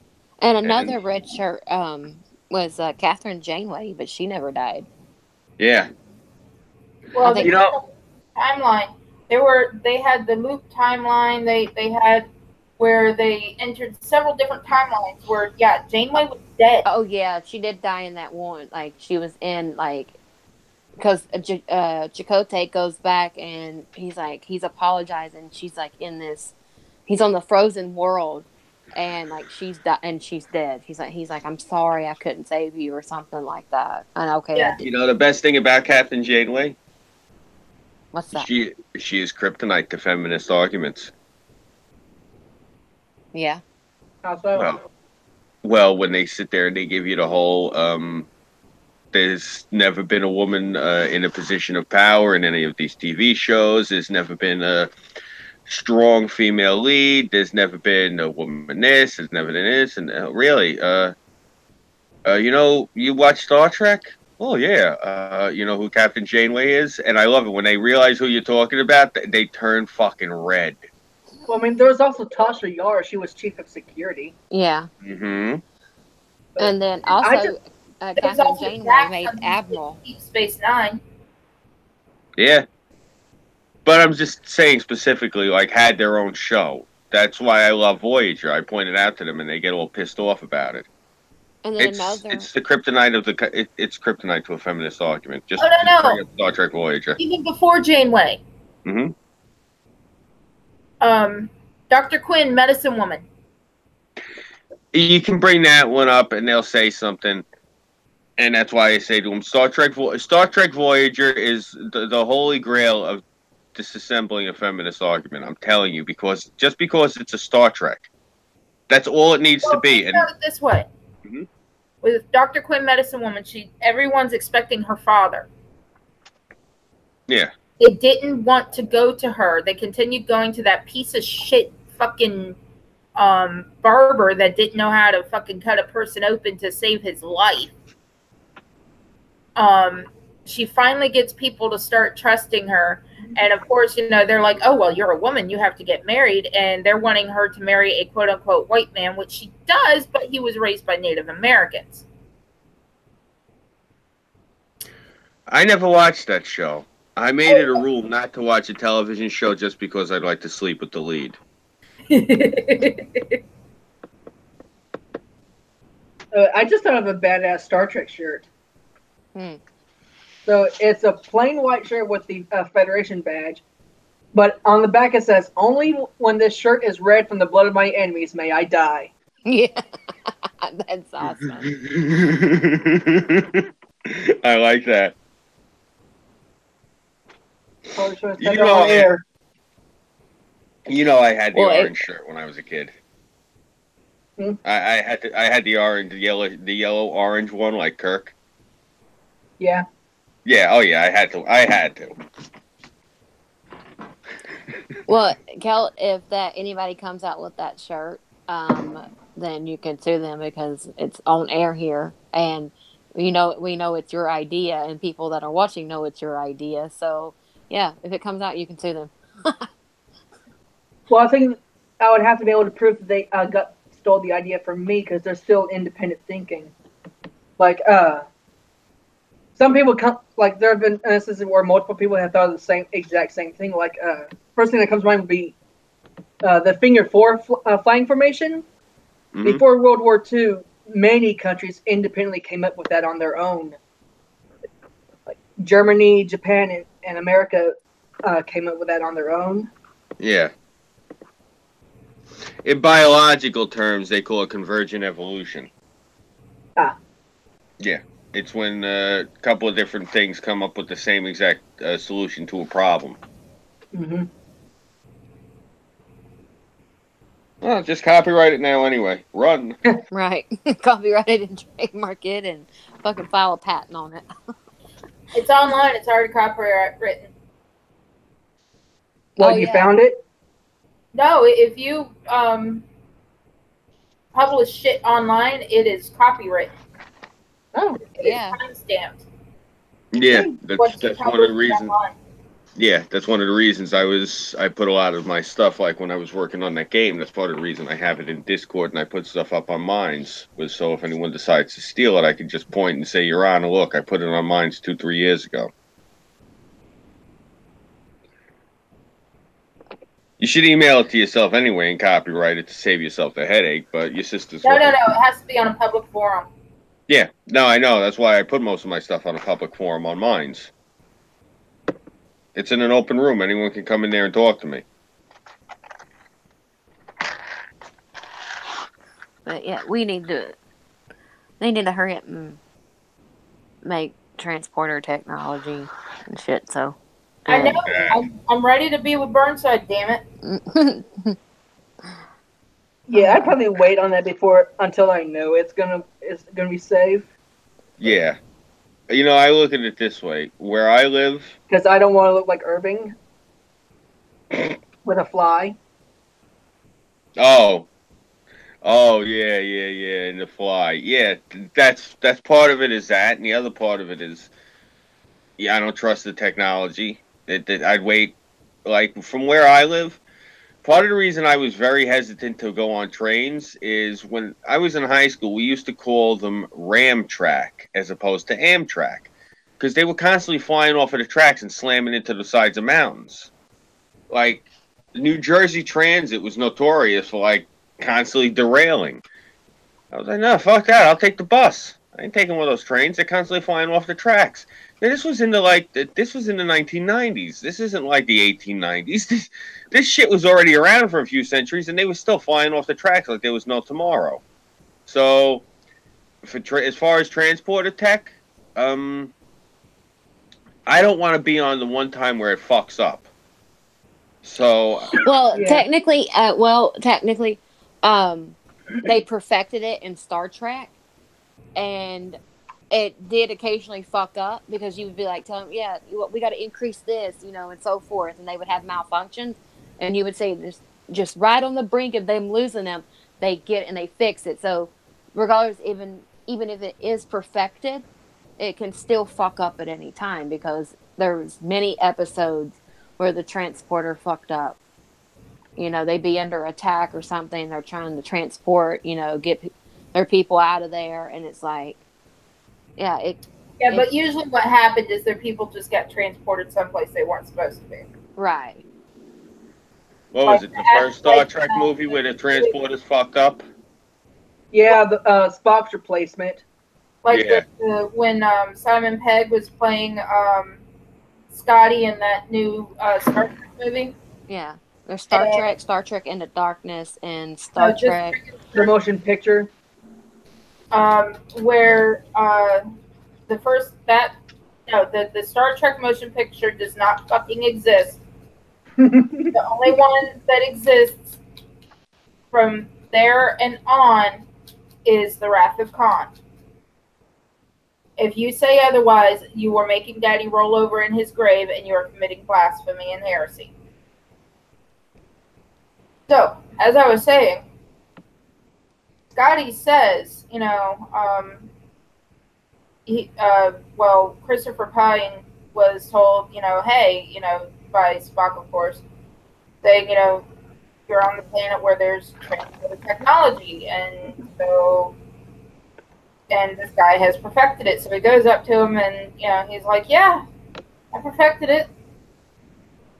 Oh, did you test it? Yeah. The Admiral's Beagle? He's like, yeah, I know that dog. How'd it work out? I'll let you know when he comes back. Well, he was talking about Admiral Archer Captain Archer from Enterprise. Yeah. Mm-hmm. But in that, he was called Admiral. Yeah, promotion. Well, they all have first, successfully, the first particle successfully quantum teleported into space. So our transporters next. They've been able to do it, like this one particle, not millions, but I mean, you never know, like the way technology is going, that we'll have it, but it needs to get here a little faster. I'm good on that. No, I wouldn't be scared. Like, if I die being transported because I want to go, say, Australia, like, oh, what, like, it is what it is. That's how I was meant to die. But I wouldn't be scared. I'd rather go peacefully. I'll be honest. I do not want to go like with some crazy way. Like one of the things I always said was, I don't want to be eaten. I don't want something to eat me. Seriously. Like that's one thing I always said. Please don't let something eat me. And I'm talking like in one bite. Luckily, there's not a lot of shit that's left around here that could, eat somebody in one bite. But I know my luck. I'll find the one. Like, oh well. Apparently, these things are still alive. We thought they were extinct for a few million years. How do we? Oh well, they'd still be. Yeah, you find that one meg. Yeah, shit like that. That's what I'm saying. That's part of the reason my father was always telling me he wanted me to go in the Navy. I was like, no, I want to go into the Marines. Not that I didn't like the ships, and now that I'm older, I would have loved it. But when I was younger, especially because of all the old salts he had me talking to. Because, my father, he was the young one out of his crew, and he would have been like 85 if he was still with us. So when I was a young boy, he had me talking to people who had served in like World War I on some of these battleships and shit. And they tell you all sorts of stories about the shit that they'd see in the ocean. I used to have nightmares from the stories I'd hear from them.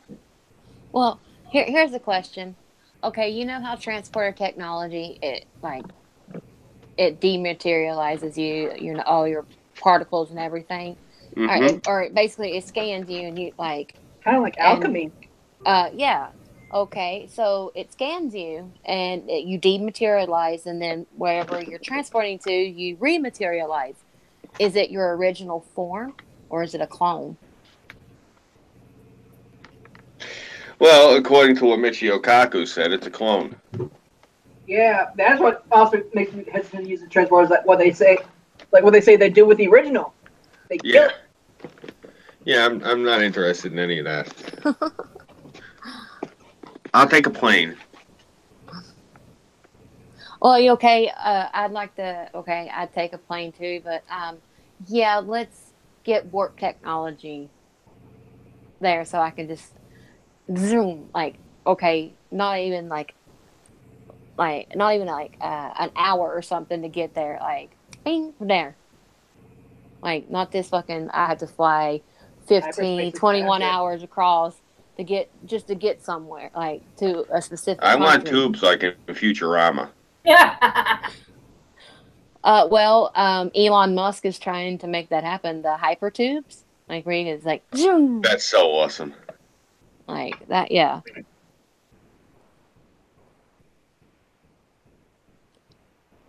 This is why I've always wanted to be like an astronaut or astrophysicist or an aeronautical engineer or stuff.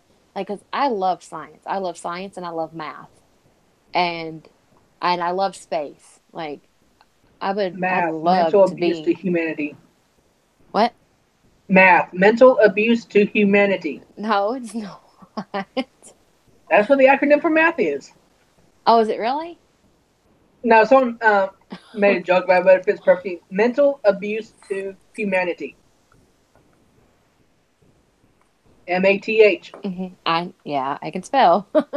Sorry.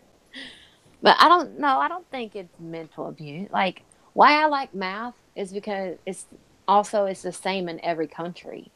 Like, every formula, everything that we use is the same in every country.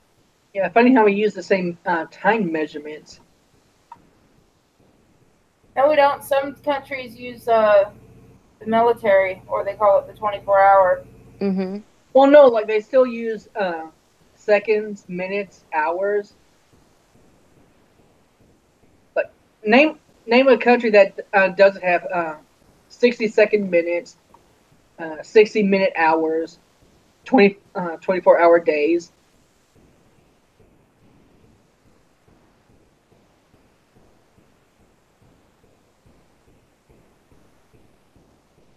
I thought so. No, sorry. Concentrating on threading a needle. Dude, I only have to sew on 5 more fucking buttons and I'm done. Yay! And all 100 buttons are on this kid's shirt. Queen, I thought you what do had you a think? sewing machine. No, I'm not using a fucking sewing machine. I'm hand sewing. All right. I was going to say, don't you have one, though? Yes, I do. All right. But the thing is with this sewing machine, I need cams to do half the shit I want to be able to do. And I don't have cams. Oh, okay.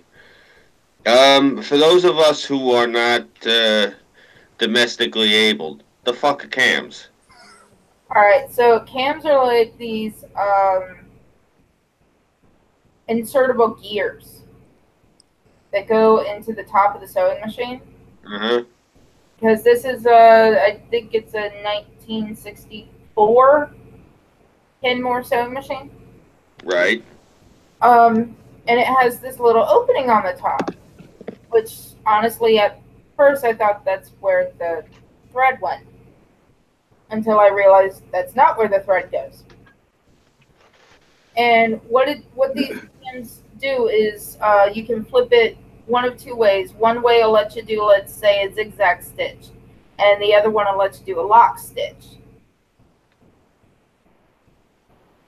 And then you can set your dial for what kind of stitch you want to do. Well, right now all I can do on the sewing machine is a straight stitch because I don't have a cam to do any of the other stitches the fucking sewing machine says I can do. Ah. Because I don't have the cams. Optimus Christ in the chat says, my idea.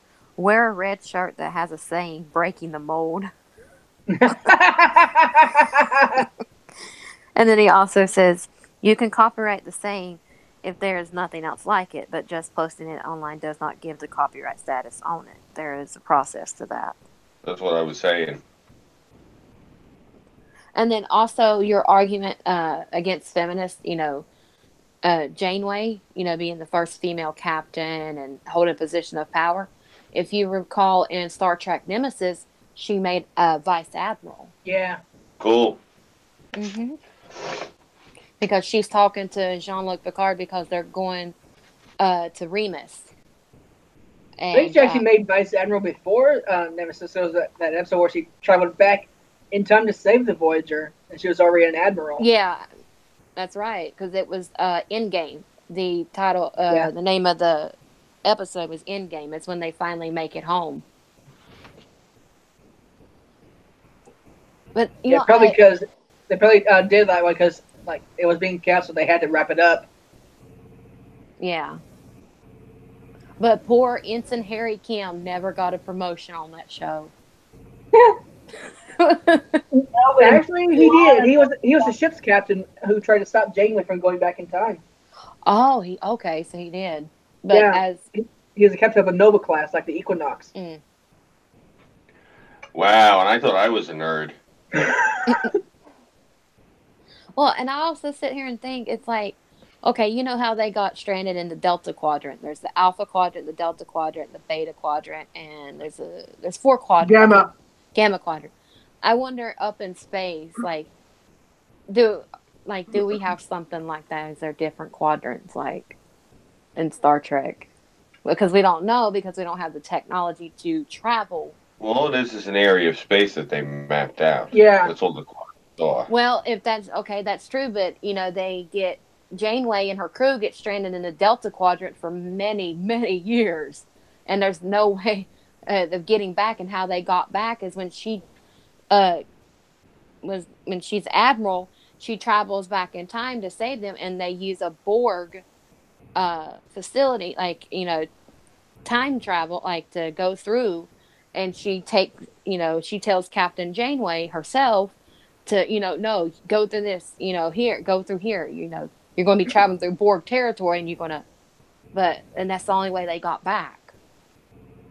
But why they didn't use it. They also talked to the Borg Queen. Yeah. But also why they didn't use that technology, because they could have got back before it went against the advanced directive that they had. That's why they didn't use it already, to get back. Yeah, I love Star Trek. I can tell. I love Star Trek. When I was,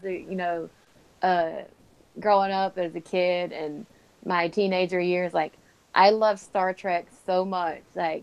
Here, when they had game rooms in our mall, they had the Star Trek Voyager game. And I contacted the people in order to see how much it would cost for me to get a game like that, an arcade game. It was back then it was $5,000 to purchase it. Because I wanted that game. I wanted an arcade game like that, and I still do. When I was a kid, we actually had to watch Star Trek every week when it was on. But the reason we had to watch it was because my father was ex-Navy, and Star Trek is based on the U.S. Navy. Mm-hmm. Specifically, they use submarine tactics. Yeah, like that one when the Romans first appeared. It was sub duel. Yeah. So that's the reason we had to watch Star Trek. My father could give a shit less about any of the others, the hippie nonsense he used to call it. He said that Petrarca, pay no mind to the rest of this hippie nonsense. Just focus on the main things, the battle and the chain of command and the structure and all. That's why we were watching it. It was so I could actually learn about the Navy. Okay, since we're on the topic of Star Trek, okay, what about food replicators? Would you can type in anything or tell computer Earl Grey tea hot, and then it materializes. Yeah, that's fine. What about them? Would you eat food or something that come out of a replicator that it That's replicates. fine. According to quantum physics, it's no different than actual real food. If you think about it, quantum physics, there's a steak dinner on the table. I take a disintegrator ray. I shoot at that thing, and everything just poof, it disintegrates and it disappears because on an atomic level, everything got broken up to all of its atoms and everything got scattered to the winds. Mm-hmm. Now, you flip the script, you can take, it doesn't even have to be from that meal, but you can take the same atomic composition in the air, the same amount of electrons, protons, neutrons, whatnot, and rearrange them mathematically using this thing, and lo and behold, you can replicate a dinner that has been scanned by using the electrons and protons and everything, and it's literally the same as the dinner that was scanned because it's an exact copy down to the molecular level. So I'd have no problem. I'd rather eat food out of a replicator because that means for the rest of eternity we'd only have to kill one cow, one pig, and one sheep to get one meal for everybody because you don't have to keep killing them then. And then on the episode of Star Trek Voyager, Janeway drank coffee, and we had replicators, and she's like, and then she said on there like there's nothing like a home brewed coffee like brewed the regular way. Like she made a comment about the coffee being from the replicators, and she's like it's disgusting. Like there's nothing like coffee. Okay, so in the 25th century they're supposed to be in? Which century is that? 24th. 24. Okay, so in the 24th century they're still snobs. All right, cool. Yeah. Compared Is that most of their lives, these people have lived off of replicators, and getting stuck in the Delta Quadrant. The replicators weren't up to par to be on a long distance journey that they ended up being on. So the replicators literally ran out of the ability to do what they needed to do. They ended up getting Neelix on board, who had a penchant for cooking, although he liked to experiment with foods. Yes, he did. That episode where Janeway is saying how good the coffee is she had real fresh brewed coffee. Mm-hmm. It wasn't from the fucking replicator, and that's because Neelix got some coffee for her, or at least what was close enough to coffee. Right. But before that, she would have to replicate it. Exactly. And the Klingons prefer actual food over replicator. Mm-hmm. Do what? Klingons prefer food over a replicator. And so do Romulans. Oh. So it's just humans, I guess, huh? Well, technically, in the Vulcans too. century, everybody's on a vegan diet.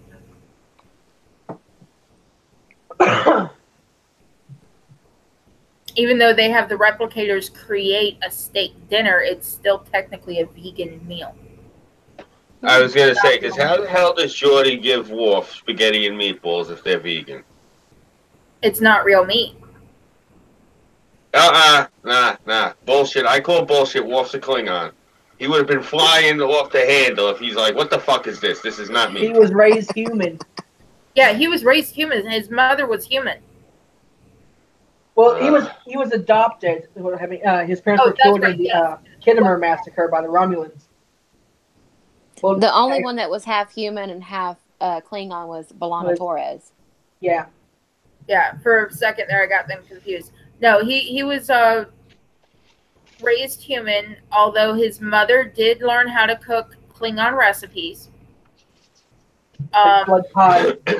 But he still liked human meals. He knew what food tasted like from a replicator. I don't know. I'm just thinking, giving a Klingon vegetables, that's the same as like in the episode of Futurama when they're like, we gotta lion to eat tofu. Same sort of deal. I don't think that Worf would have been able to sit there eating off your steak made out of broccoli and cauliflower. I think you'd have to have real steak. It's called a hunch. I don't think that a vegan diet would be able to fulfill a Klingon's nutritional requirements. Well, no. I mean, That's just it. He ate a lot more human food. all right, well, look at vegan gains. I'm sorry, I do not buy that this guy is sitting here getting this fucking big off of palm oil. It just something about that does not register with me. I was never into bodybuilding per se, but I was into weightlifting. And when you wanted to build mass, you'd eat straight up salmon. That's what you do. You get yourself a thing of lox and you go to town on it. You straight protein, animal protein. That's what you'd eat. You get chicken, you get pork. You go to white meat. If you had the bread, if you really wanted red meat, if you wanted all that protein, instead of eating beef because all the fat, you get bluefin tuna. You pay for ostrich. You get that. I have never seen any weightlifter with a 24-inch neck. I've never seen one of these big fucking barrel-chested sons of bitches walking yeah, where's the vegan weight gainers? You don't hear that. It's all made out of egg protein or red meat protein from bison and shit. It's not made from vegetables. Okay, so let me see if I got this straight. So far, Star Trek is full of commies and vegans, right? Well, more like the Federation is full of commies and vegans. Oh God. The Klingons, they're warrior race, mostly carnivorous. I don't know if they eat vegetables much. Who? Ferengis are more out of control capitalists. Yeah. You actually have to pay money to visit someone's house. That's cool. That's really cool. They're hustlers. You know what? Their heaven is called the Grand Treasury. So basically, they're like space Scotsmen. Mm-hmm. Pretty much. More like space Jews. No, that's a misnomer. Take it from me, believe me. The Jews aren't. They're not cheap. They're frugal. They're not going to overspend. They're wise with their money. No, the Scots are cheap. Holy shit. Yeah, That's actually a saying in my neighborhood. You're as cheap as a Scotsman. Hey, guess what soundboard I found? What? Sorry. Yeah, the Ferengi. They also have religious texts known as the Rules of Acquisition, which is all about how you get money. That is so cool. And there was one rule that was often confused with the one before. It's there is profit in peace, and the Ferengi said no. That's the wrong rule. It's confused with the other one. It's oh, what was that one? There is profit in war. Yeah. So basically, if the Ferengi landed here right now, they probably consider the president like their messiah. They probably consider him not capitalist enough. Nice. I don't know, man. He's really capitalistic. Holy shit. Mm-hmm. Explore strange new worlds. To seek out New life in civilization. To boldly go. One of the rules of acquisition, I think, is buyer beware. The Ferengi will do anything and everything they can to get your money, even through ripping you off. Oh, and also in Star Trek, they had to change the intro because it says space, the final frontier. To boldly go where no man has gone before. They're having an issue with that. They changed it to boldly go where no one has gone before. Yeah, because there's a big uproar about that. What is that? Put it away, Tara. Let's not do that on the stream. engage. reports has engaged the Borg at Wolf 359. But the Borg are basically your NPC meme. Well, what about species 8472? I just hate making out death certificates. That's I don't the one know what to species- compare them to. Well, that's one species that the Borg will not fuck with. So what would the NPCs not fuck with? A black gay man?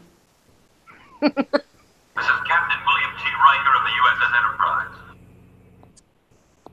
You know what? I like Riker, but like, I don't know. Like, he's also like a douche.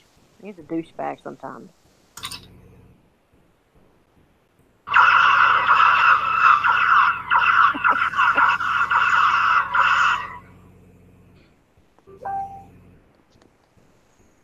Data, I can sense feelings in you. Queen, what'd you think of Star Trek Enterprise? Oh, I loved it.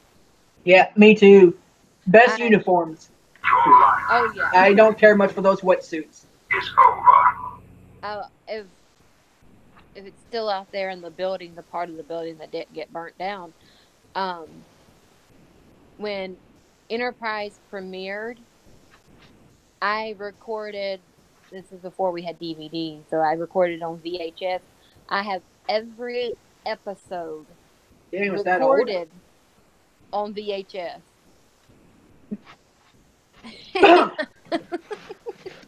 I'm telling you, I do. It's still out there in the building. I know. All right, guys. It is 12:15. Let's wrap it up. Anyone got anything to show? Usual shit. Let me think. YouTube, Minds.com, Gabby I, Patreon, PayPal. Donations would be nice from some crowdfunding, yada yada yada. And I got Instagram, nothing up on there. And in 2 weeks, I'm going to be going to Chinatown to go film Chinese New Year. So yeah, that's pretty much everything I got. I'm Queen of the South. You can find me on YouTube here and on Discord. Baby brother? I got nothing to show. Yeah, I need Six to teach me how to edit videos so I can upload my funny gaming videos on YouTube. And I am Terracin, your favorite cyber bitch. I have a migraine from hell. You can find me on pretty much any social media. Migraines suck, and so do you.